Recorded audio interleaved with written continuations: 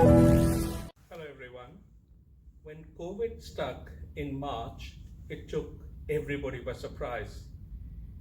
What was challenging were a number of Indians who got stranded in Australia. These were parents of local Indian Australians who were visiting here. These were students, these were travelers. In fact, a whole number of Indians were stuck over here, and their anxiety to get back to India was evident by the social media messages. Now, the Indian government stepped forward and started the Vande Bharat flights, which has taken a number of people stranded in Australia back to India. But to tell us more about the different phases of the Vande Bharat flight, we have with us Mr. Nandukumaran Konnat, who is the Consul at the Consulate General of India, to tell us about the services which the Indian government and Air India have been offering to the very many Indians stuck in Australia. Welcome to Indian Link. Thank you so much, sir. Thank you so much. So far, in phase 1 and 2, which started from 21st May, there have been 15 flights which have been completed, and we believe about 3,000 Indians who have been stuck over here have gone back to India. What has been the experience in the phase 1 and phase 2?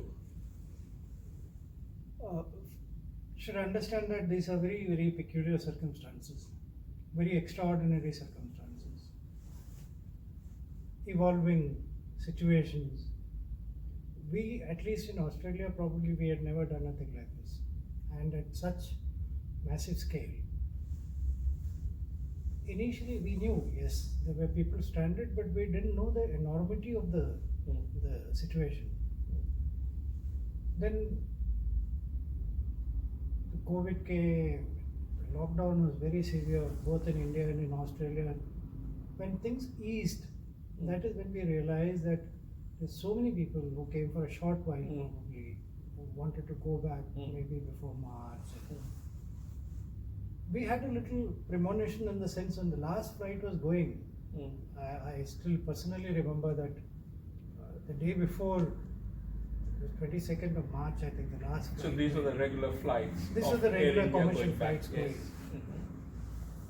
We were in touch, and the Air India said there are 9 more seats vacant. So in whatever little time we had, we called up a few people and said there are still seats vacant. If you are in a hurry to go, you should go, because after this, when the next one is going to happen, nobody really knew. That flight, of course, went full, and then there was this lockdown. Then the people's problem started. People had come for 1 month, 2 months. Students, their courses got over. They didn't have jobs. There was a peculiar case of a couple of parents who came just for the graduation ceremony, and they got stuck here. Right. Graduation ceremony of their children, and they were stuck here. So, very evolving situation, but then we knew that it cannot last forever. So, somewhere this evacuation had to start, and then Government of India took this on a large scale. Like when we look at Australia, we may not realize the enormity of this operation because it's happening all over the world. Phase 1, I think, had close to 100 flights going from all over.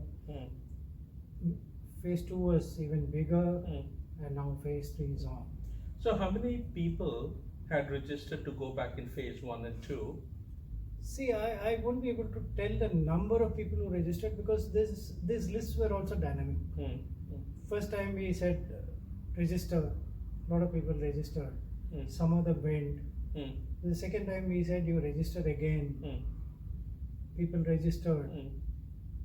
Then there were some of us, by natural human instinct, we say that if I register my name once, it may not happen. So there have been duplicate registrations. So the same person registering 2 or 3 times, which increases the number. So the master list we had may not be correct on the figure itself. Right.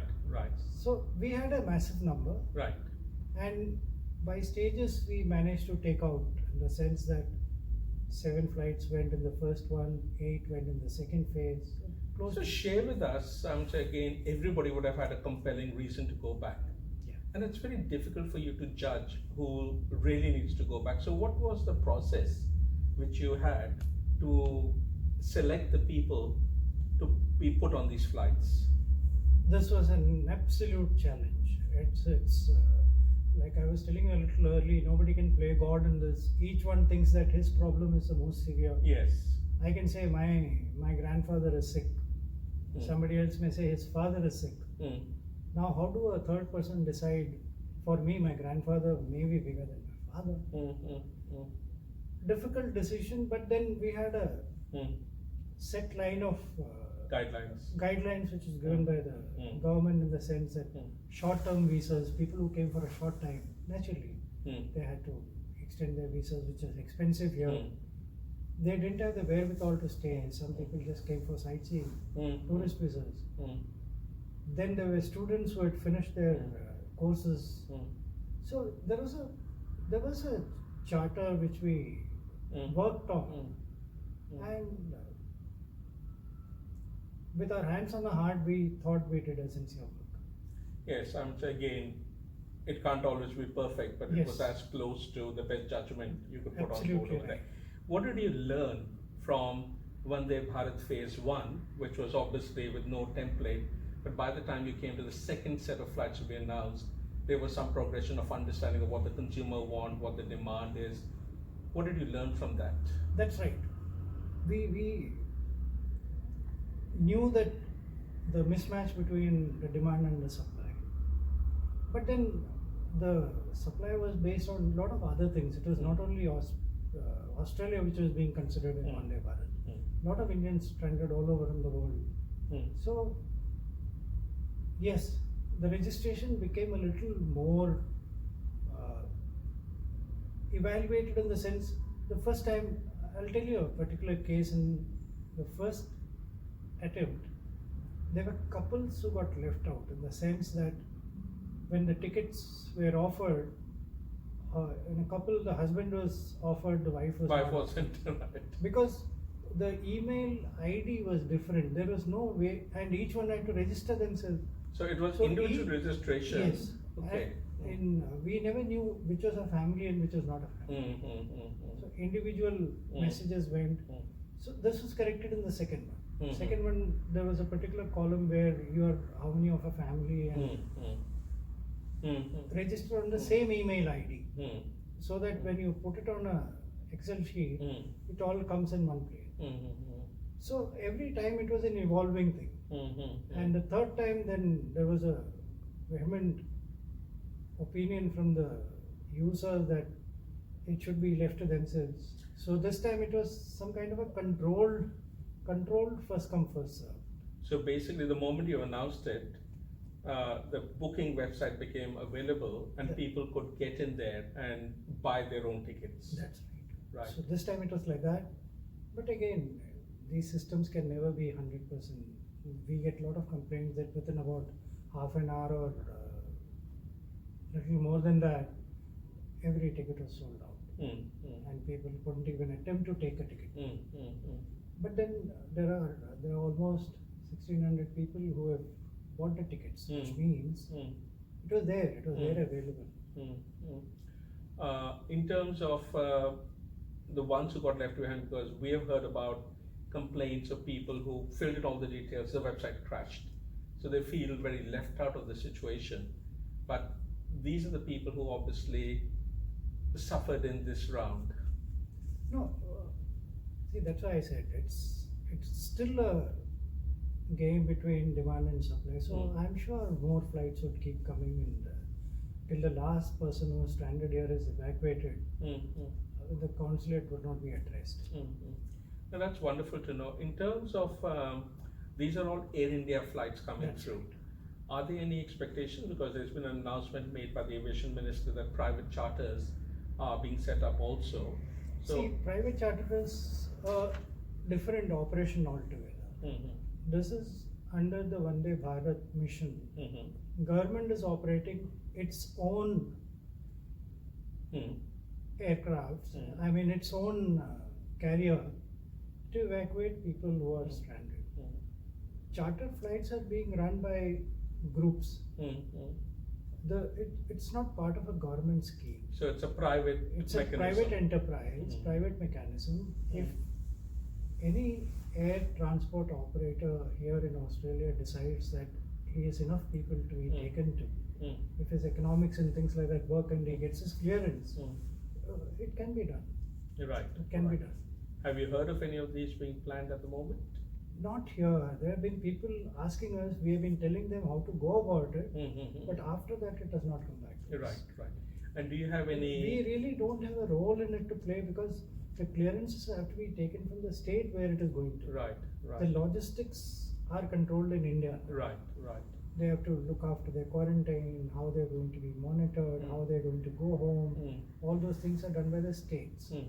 So it's a thing between, we will assist them in whatever clearances and all are required, and there is a requirement of vetting the manifest, the list of passengers who are going. That is to see whether Australian citizens are going or things like that. So that kind of a monitoring mechanism is still going to be with the consulate. Right. Now, in terms of, just talk us through the mechanisms which were put in place for the consulate at the airport in Sydney and Melbourne before people got into the flights. And leading from there, can you share with us what are the quarantining rules in India when people get there? Right. Now, Australia and India both have their borders sealed. So anybody going out of Australia needs the permission of Australian authorities, that is their border force and their DFAT. We get these names. In the first two lots, we were giving the names to we in the sense, the High Commission and the consulates put together, we were giving the names to the airline, which then informed the people to buy the tickets. And about 48 hours before, the airline used to give us a list of people going. So we give it to the DFAT. Anybody who is not an Indian citizen, also Indian citizens who are a PR, they were supposed to take permission from the Australian authorities. They gave, if the reasons were genuine.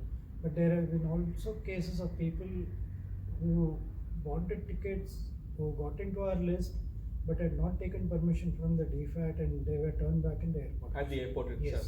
Yes. But our duty was to basically handle this crowd, see that they're checked in well. We were to do their thermal screening and their medical. We were also to take an undertaking that they would do their quarantine at the port of disembarkation. Right. Now this port of disembarkation, why it is so? Basically so that an international traveler and a domestic traveler in India doesn't get mixed up. So unless it's a direct flight which goes to a destination other than Delhi, or if there is a feeder flight means they get into another aircraft to aircraft in Delhi and goes to another destination. Otherwise, they are all to do a quarantine where they get down. Okay. So we get a lot of requests telling, can our quarantine be excused? It defeats the very purpose of a quarantine. And now it is 7 days in wherever you get down and 7 days at home. Okay. So it's split 7 plus 7. Yeah. It used to be 14 at the port of disembarkation. I know this is a very Air India question, but there have been requests for flights coming from other states like Adelaide or Brisbane or Perth. All the flights so far are split between Sydney and Melbourne. Any reasons why the other states could not have their own repatriation flights? No, this is because of Australia's restrictions. Okay. That's why we are operating from Sydney and Melbourne. We may have a challenge with flights going to Melbourne because of the current situation in Melbourne. So far nothing has come, but that could be a challenge over there. But then those decisions are by the Australian authorities. So if for any reason there's a challenge to the Melbourne flights, what is the thinking at the moment? No, we still haven't got it. We haven't got whether it will be Adelaide or Brisbane or Canberra. It has to be one of these. Right.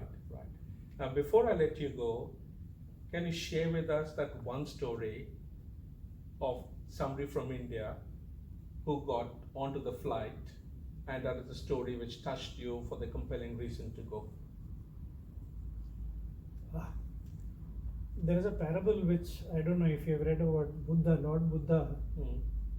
There is a young mother whose child passed away, and if you remember, she went with that body of the child to Lord Buddha and said, why me? You know, why my child had to go? Can you bring him back alive? So Buddha said, you go to any house, bring one fistful of rice from a house where nobody has died. So she went, she couldn't find a house where nobody had died. Here, there is no one without a problem. Everyone has a problem. Like I said initially, you really cannot say whose problem is bigger. But yes, there were children separated from parents. There were parents separated each other. Like I'll tell you the case of a lady who came here to look after her daughter's delivery here. The father is stuck alone in India.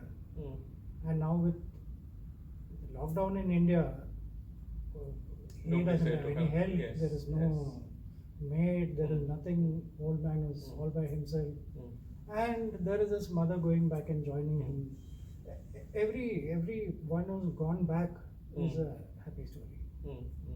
Well, Mr. Nandukumaran, I know it often doesn't get said, but I think you and your team have put in a lot of hard work and made the best judgment calls you could to get people back safely to where they want to go. So thank you for that, and thank you for your time with Indian Link.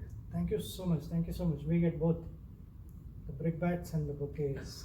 So from the brickbats we learn, and from the bouquets you enjoy the smell. Yeah. Beautiful. We accept it with great humility. Thank you very much.